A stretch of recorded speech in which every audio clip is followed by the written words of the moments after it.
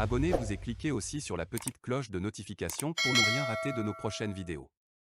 N'oubliez pas de partager aussi la vidéo et de la liker. Afrique N24. Le président élu de la République du Togo, son Excellence Gabriel Agbeome Mensah Kodjo, est depuis peu à l'initiative d'une offensive diplomatique dont l'objectif est d'amener les partenaires internationaux, principalement la France, à prendre conscience du sentiment d'abandon ressenti par les peuples ouest-africains, tous désireux de se défaire du joug de l'oppression politique et de la dictature.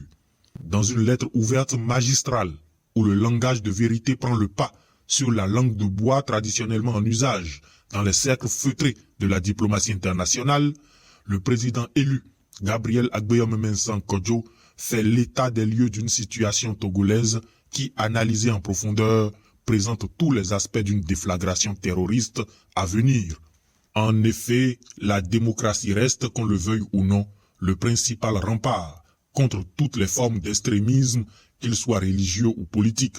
Or, c'est justement les fondements les plus élémentaires de la démocratie qui sont aujourd'hui en souffrance au Togo depuis le coup d'état civil dont a été victime le seul président librement élu par le peuple togolais, je veux nommer son Excellence Gabriel Agbeome Mensah Kodjo.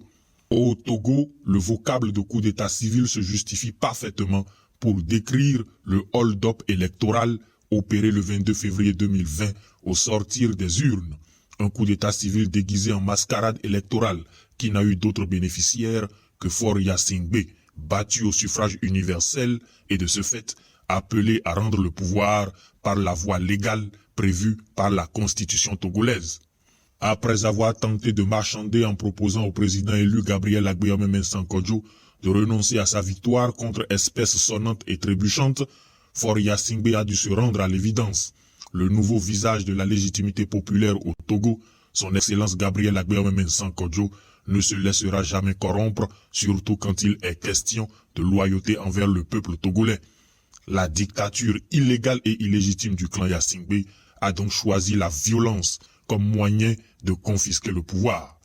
En ce moment même où l'Afrique et l'Europe se réunissent afin de redéfinir la relation entre les deux continents voisins, n'est-il pas naturel de reposer ensemble les bases d'une défense véritable des principes démocratiques dans un contexte sécuritaire où toute l'Afrique de l'Ouest est la cible du terrorisme et de l'extrémisme politique?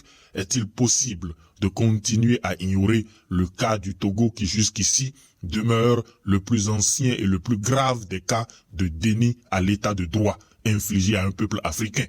Les efforts de la communauté internationale de restaurer la paix resteront vains tant que le peuple togolais restera la proie de cette ignoble dictature qui, sous le fallacieux prétexte de lutter contre le terrorisme, cherche à se faire adouber par les partenaires étrangers.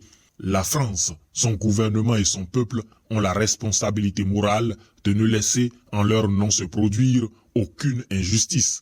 Il ressort de ce qui précède la nécessité pour Emmanuel Macron de répondre à l'appel de l'histoire en agissant contre la dictature togolaise dans un premier temps, et dans un second temps de travailler à la restauration du pouvoir du peuple, un pouvoir incarné en la personne du président élu Gabriel Agbeome Mensah Kodjo. Sans ce préalable, toutes les difficultés contre lesquelles prétendent lutter les partenaires internationaux ne feront que s'aggraver. La France, en soutenant ce qu'il convient d'appeler des dictatures, donne d'elle-même une image qui demain justifiera la défiance que nourrira contre elle une grande partie des peuples africains. Likez la vidéo si ce n'est pas déjà fait. Laissez aussi votre point de vue en commentaire.